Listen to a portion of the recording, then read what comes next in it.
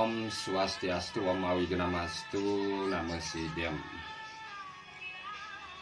Om Anugraha Manoharam Dewa Datu Nugraha Kambyara Chanam Sarwa Pujanam Namah Sarwa Nugrahakam.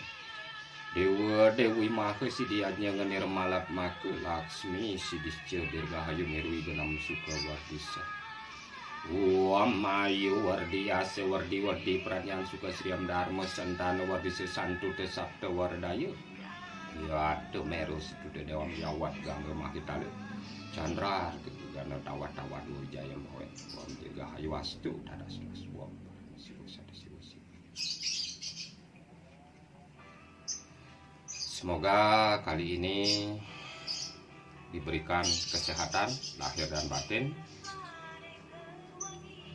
diberikan oleh anugerah oleh ide Sang Yang Widiwasir Tuhan Yang Maha Esa, baik kita semua yang ada di jagat ini dan jagat juga sehat walafiat, tak kurang suatu apapun, damai selalu. Asung Kertawara Nugraha berkat izin dari beliau yang leluhur, kaki yang lingsir, segera pekulun, Ratu Biang, sampai ledang rauh, Dumogi, dan yang mangkin memolihang kerahayuan dan kerahajengan. Kali ini saya membahas tentang situasi yang sudah berlalu di jagat ini. Alam memberikan suatu kode-kode yang secara kasat mata terkadang kita hampah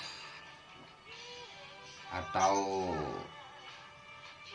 tidak connect dalam hal tersebut. Alam lewat energi Sang Yang Pencipta memberikan suatu ciri-ciri yang sudah terjadi. Terkadang kita tidak menanggapi hal tersebut. Banyak angin yang keras, banjir, banyak orang meninggal, orang jatuh sakit, tiba-tiba meninggal, dan sebagainya. Itulah ciri-ciri alam. Kalau kita berpikir secara spiritual, karena apa? Jika kita benar-benar ikhlas kepada beliau, beliau akan memberikan suatu energi yang baik sehingga kita respect akan hal-hal yang sudah terjadi dalam kehidupan ini.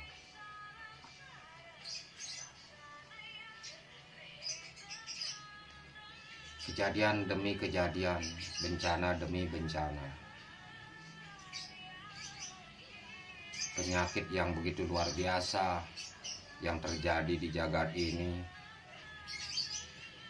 Sadarlah, terkadang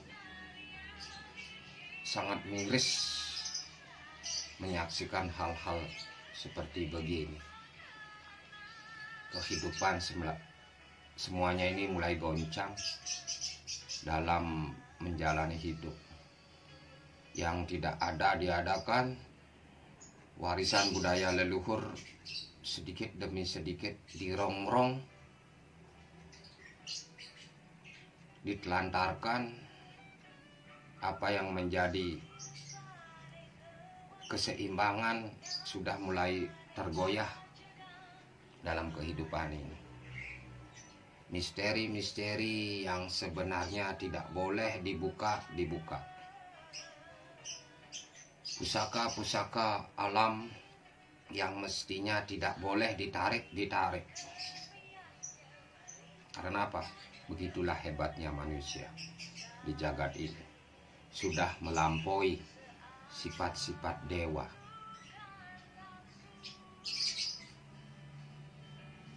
Jika manusia sakti, mempelajari suatu ilmu. Dewa kalah. Begitulah Sang Yang Pencipta menciptakan manusia untuk selalu taat, sadar akan apa yang menjadi kesalahan kita. Hal tersebut semuanya sudah diperlihatkan hari demi hari. Maka dari itu saudara-saudaraku, apa yang menjadi bukan hak milik kita dari alam jangan diambil.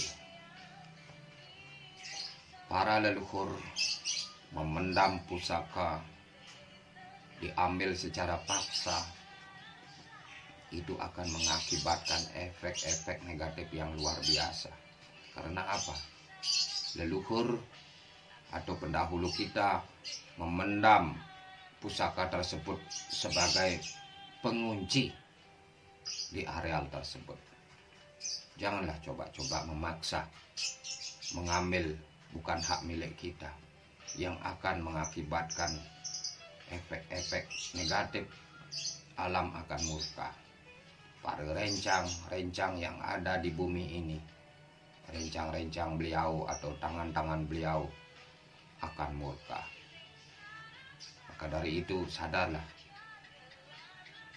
pusaka-pusaka yang ada di alam ini, para pendahulu kita menaruhnya sebagai perlindungan di areal tersebut. Sadarilah, jangan gara-gara tersebut untuk mencari eksistensi biar dibilang wah, jangan. Mohon maaf ini. Itulah pesan alam. Semoga ini sebagai pembelajaran diri kita. Itu dari pusaka. Kedua, dari pemikiran-pemikiran manusia di zaman modernisasi ini. Karena apa? Jika kita menjalankan warisan budaya leluhur dibilang kuno. Kuno dalam artian sudah ketinggalan zaman. Tetapi di balik semua itu, para leluhur lebih pintar dari kita. Walaupun beliau secara sederhana, keseimbangan alam, keseimbangan manusia. Makanya ada 3 hubungan manusia demi terciptanya keseimbangan. Hubungan manusia dengan alam, hubungan manusia dengan manusia, hubungan manusia dengan Tuhan. Hubungan manusia dengan alam, kita merawat, kita menjaga kelestarian alam. Hubungan manusia dengan manusia, kita saling toleransi. Walaupun kita berbeda. Itu yang ditanamkan oleh para pendahulu kita, para leluhur kita di jagat ini. Biar terjadi kedamaian antar umat, antar sesama, saling bergandengan tangan. Alangkah damainya di dunia ini. Yang ketiga itu hubungan manusia dengan beliau Sang Yang Pencipta. Kita menyadari jati diri kita, bahwasannya kita sebagai manusia adalah ciptaan beliau. Semua yang terjadi di jagat ini adalah pekeling perhatian dari beliau kepada manusia, kepada ciptaannya. Hai wahai manusia, sadarlah, sujudlah ke hadapanku. Jangan kau menciptakan hal-hal yang baru, yang belum tentu menciptakan kedamaian di jagat ini. Jadilah manusia yang benar-benar manusia, yang menjadi ciptaanku. Begitulah sabda beliau. Kembali lagi ke diri kita sendiri. Apa yang harus kita jalankan? Apa yang harus kita perbuat? Sehingga karma masa lalu dan karma hari ini tidak bertumpuk-tumpuk, khususnya karma buruk. Tumpuklah karma baik di jagat ini untuk bekal suatu saat di kemudian hari jika kita sudah dipanggil oleh Yang Maha Kuasa. Banyak hal yang terjadi di kehidupan ini sangat-sangat miris. Yang kuat semakin kuat, yang lemah semakin lemah. Inilah ciri. Alam sudah banyak sekali memperlihatkan, memberikan kode-kode yang nyata, tetapi dilanggar, tetapi tidak respek akan hal itu. Makanya terjadilah bencana, terjadilah penyakit yang luar biasa. Karena apa? Warisan budaya leluhur sedikit demi sedikit terkikis oleh pendatang-pendatang baru yang membawa suatu ajaran yang begitu wah, yang tidak memikirkan akibat-akibat negatif yang akan timbul. Karena apa? Kehebatan pemikiran manusia di zaman modern. Cukup sampai di situ. Kali ini saya membahas tentang kehidupan ini.